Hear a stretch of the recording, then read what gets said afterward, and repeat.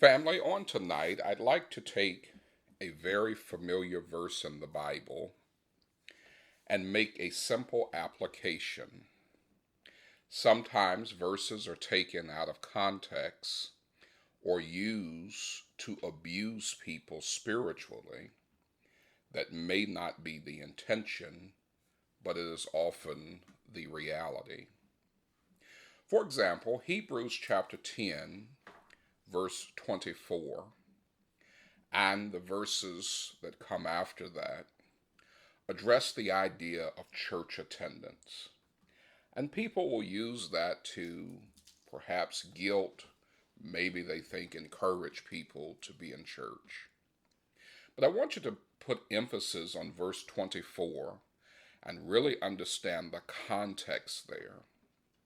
The Bible says, let us provoke one another to love and good works.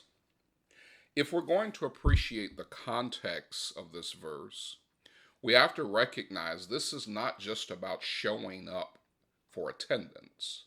This is about us having a relational experience that transforms our lives. In other words, I'm better because I know you, and you're better because you know me. Not simply because we see each other, but because we value each other and we are willing to impact each other's lives for the good.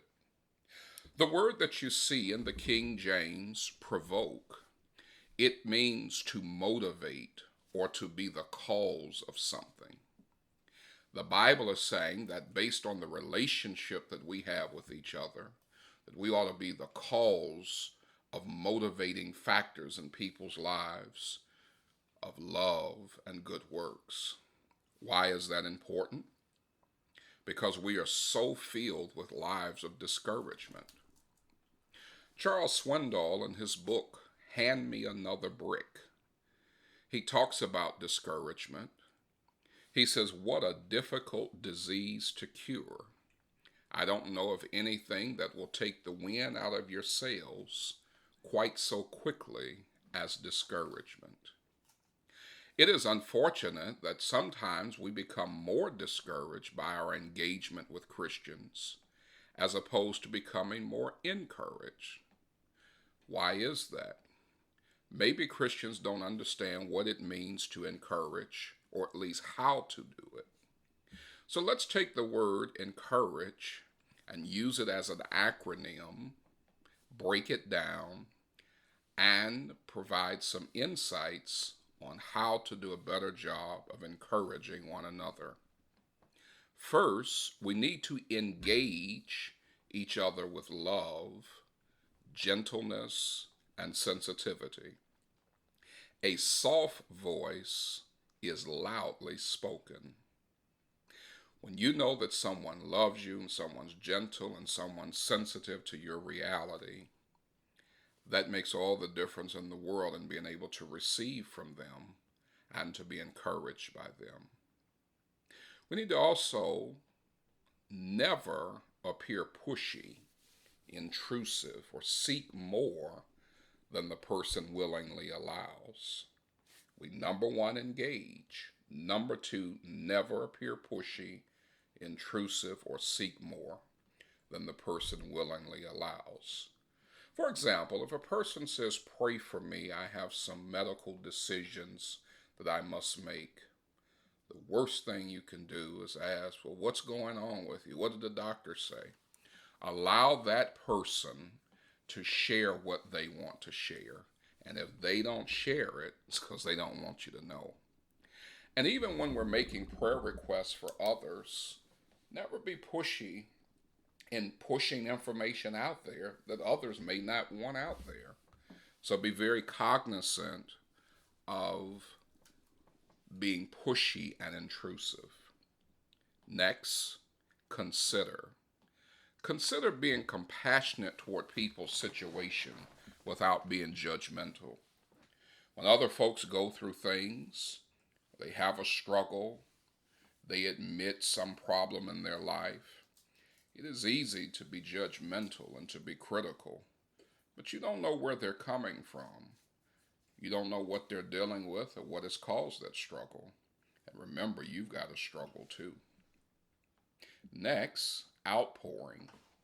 Let's give an outpouring of support so people feel that we are able to bless them in the midst of their burdens because we go out of our way to give an outpouring of support. Next, understand. Understand the person's humanness. Maybe try to see things from their viewpoint. We get so caught up into wanting to say things like, and I thought you were a Christian, and you act so holy, you act so this, you act so that. Always remember, always understand that we're human. And because we're human, we deal with human struggles and human realities. Next, relate.